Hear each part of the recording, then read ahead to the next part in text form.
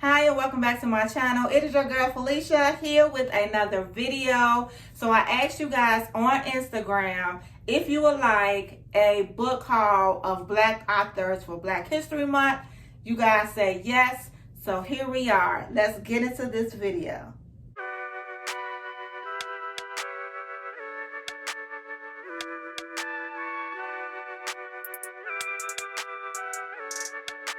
All right, y'all. So I am starting to rebuild my book collection. I used to have a whole lot more books, but from just over time and moving and passing out books and things like that, my collection kind of shrunk.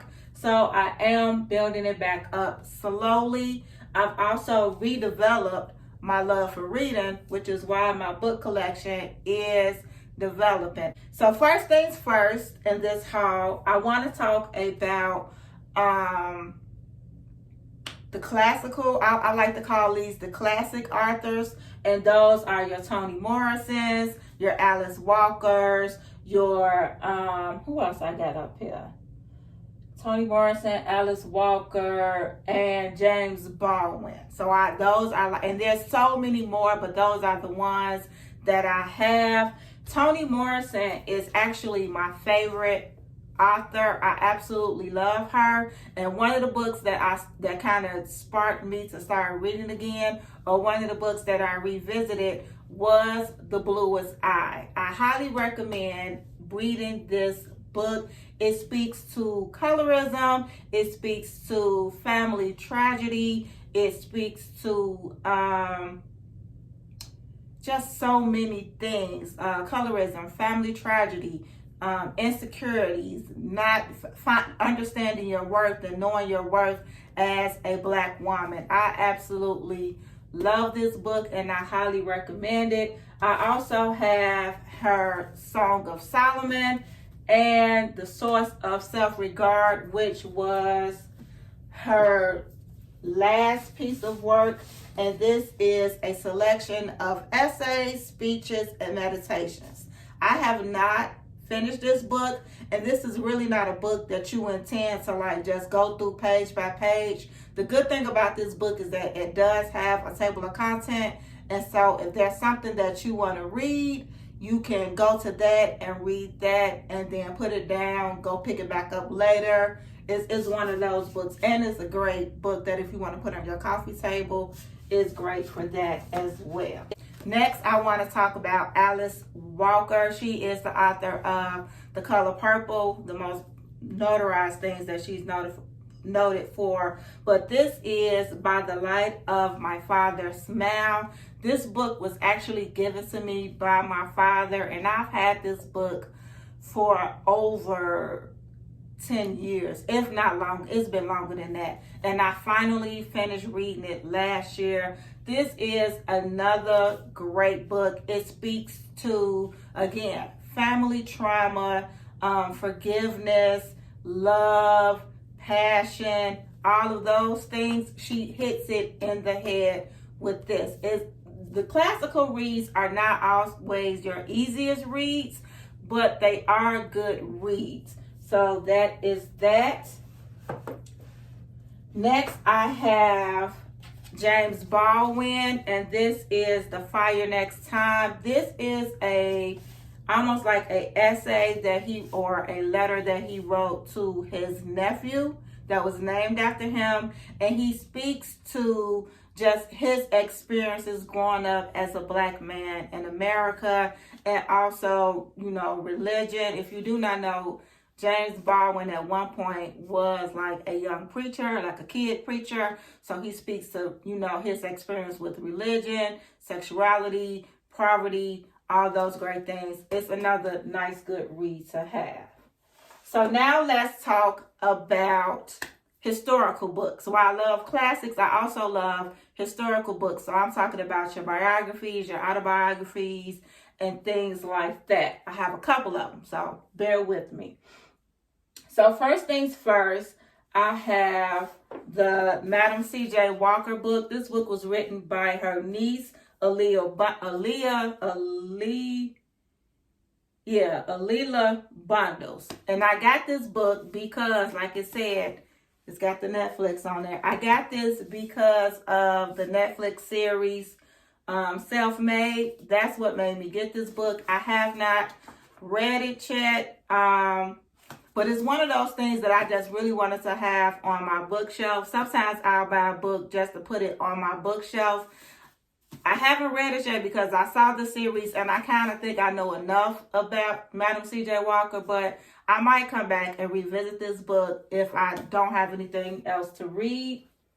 And then we have, of course, The Queen, the Forever First Lady, Becoming by Michelle Obama. And you can't pick up this without picking up this, A Promised Land by Barack Obama. You got to have the Obamas on your bookshelf. Now, I'm going to be honest with you.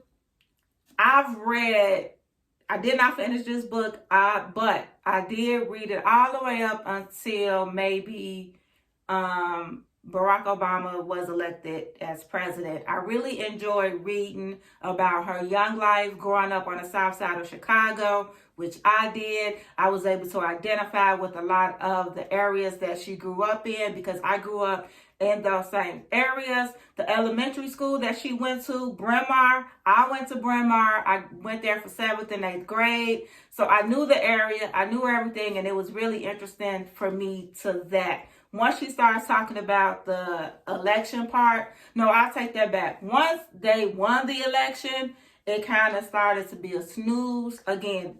But I still wanted to have this book. I definitely recommend to read it. And it's also another great book to have on your bookshelf, on your coffee table. And same thing with The Promised Land by Barack Obama. I do intend on finishing this book, but this is not an easy read. I'm just going to be honest with you, but I do recommend you still getting it because it's the Obamas, y'all. We got to support the Obamas. So, let me see. What else?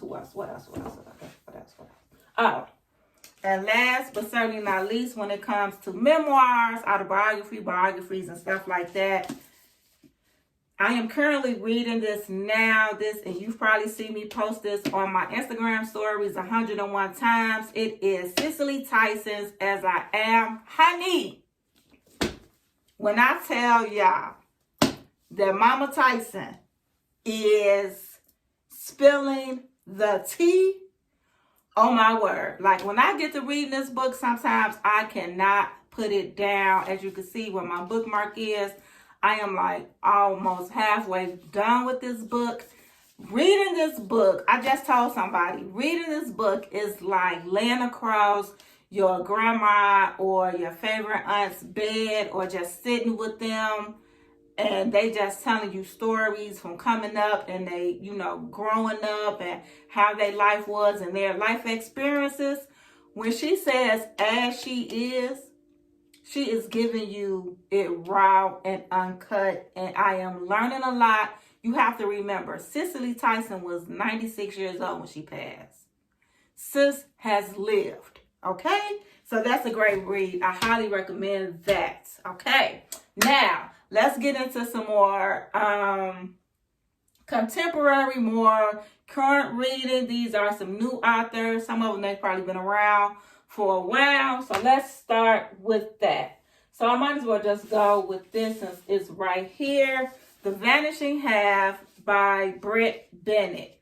This is also a great book. I received this book as a birthday gift, but I read it and I finished it and I enjoyed it. It is about a set of twins who grew up in the South. They ran away, and in the midst of them running away, they separated, and one twin decided to live as a white woman. Passing is during that time, maybe like the 50s, 60s, 70s era. So, and it just tells their story of that and what they went through. Good read, great read. Next, I have Such a Fun Age This is by Kiley Reid. This was also another birthday gift. Shout out to my girl T. She hooked me up for my birthday last summer. But this was another good read. This book speaks to white privilege. It speaks to growing into your own, but it really is a story of white privilege. It's also the story of the need for some women or people who are not Black to want to feel like they need to save us. It speaks to the fetishizing of Black women. I mean, it just is a beautifully read story. It's very interesting, and I highly recommend it. It gets deep. The characters are good. This is a really well-written book, and I highly recommend it. Another book that I'm going to point out is, I got one more too, women, is Queenie by Candace Carty Williams. It is about mental health. It is about loving your body. It is about breakups. It's about finding yourself. And it speaks to race in the UK. So I highly recommend this. This was also another great read. I'm going to tell you right now, it is very triggering. Queenie will get on your last nerve, but it is a great read. And another book that I did not mention that is a historical book, I cannot forget to talk about the Harriet Tubman story. This is her biography. Now, while Sarah Bradford is not a Black author, she still wrote this book because at the time, I think Harriet Tubman was dealing with some financial hardships, and so that is why she wrote this book or wrote her story. So I believe that is it. Oh, I have one more.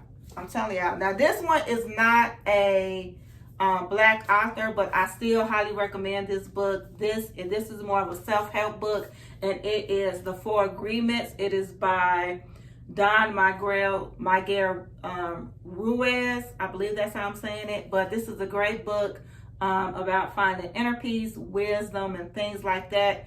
I highly recommend that if you enjoy reading self-help books. So that's it.